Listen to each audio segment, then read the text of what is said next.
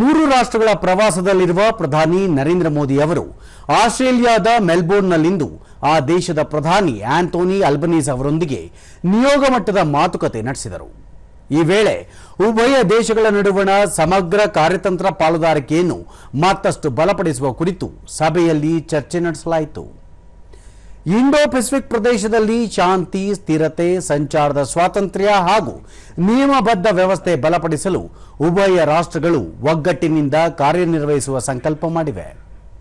ಭದ್ರತಾ ಸಹಕಾರ ವೃದ್ಧಿ ಕುರಿತು ಜಂಟಿ ಘೋಷಣೆಗೆ ಸಹಿ ಹಾಕಲಾಗಿದ್ದು, ಭಾರತ ಆಸ್ಟ್ರೇಲಿಯಾ ರಕ್ಷಣಾ ನಾವೀನ್ಯತಾ ಕಾರಿಡಾರ್ ಮೂಲಕ ರಕ್ಷಣಾ ವಲಯದ ನವೋದ್ಯಮಿಗಳು ಹಾಗೂ ಕೈಗಾರಿಕೆಗಳ ನಡುವೆ ಸಹಯೋಗ ಹೆಚ್ಚಿಸಲು ನಿರ್ಧರಿಸಲಾಗಿದೆ.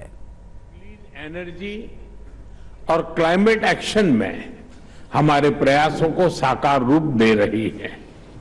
इसके तहत हम इन्वेस्टमेंट, टेक्नोलॉजी ट्रांसफर और इंडस्ट्री टू इंडस्ट्री कोलैबोरेशन पर विशेष बल दे रहे हैं.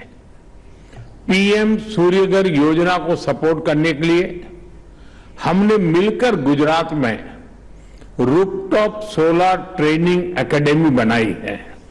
यह एकेडमी अनेक महिलाओं और युवाओं की कैपेसिटी बिल्डिंग में योगदान देगी. न्यूक्लियर ಪ್ರಧಾನಿ एनर्जी ನರೇಂದ್ರ ಮೋದಿ ಆಸ್ಟ್ರೇಲಿಯಾದಲ್ಲಿ ಭಾರತೀಯ ಮೂಲದ ಜನರ ಕೊಡುಗೆಯನ್ನು ಶ್ಲಾಘಿಸಿ ವಿದ್ಯಾರ್ಥಿಗಳು, ವೃತ್ತಿಪರರು ಹಾಗೂ ಪ್ರವಾಸಿಗರಿಗೆ ಪರಸ್ಪರ ಉತ್ತೇಜಿಸಲು ಸಮ್ಮತಿಸಲಾಗಿದೆ. ಭಾರತದಲ್ಲಿ ಆಸ್ಟ್ರೇಲಿಯಾ ವಿಶ್ವವಿದ್ಯಾಲಯಗಳ ಕ್ಯಾಂಪಸ್ಗಳ ಸ್ಥಾಪನೆಯು ಶಿಕ್ಷಣ ಕ್ಷೇತ್ರದ ಸಹಕಾರಕ್ಕೆ ಹೊಸ ಅಧ್ಯಾಯ ಆರಂಭಿಸಿದೆ ಎಂದು ತಿಳಿಸಿದರು. ಕ್ರಿಕೆಟ್ ಉಭಯ ದೇಶಗಳ ಸ್ನೇಹದ ಸೇತುವೆಯಾಗಿದೆ.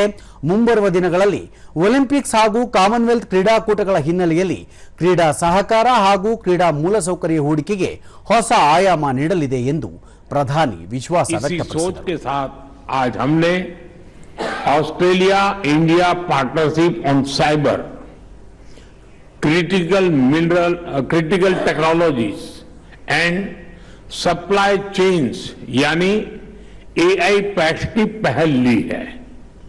हम मिलकर क्रिटिकल मिनरल्स कॉरिडोर पर भी काम करेंगे. साथियों, इंडो पैसिफिक केवल दो महासागरों का संगम नहीं है.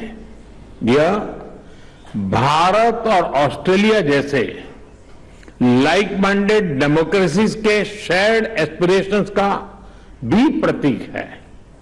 रक्षा और सुरक्षा में सहयोग बढ़ाने के लिए आज हमने एक महत्वपूर्ण जॉइंट डिक्लेरेशन जारी की है.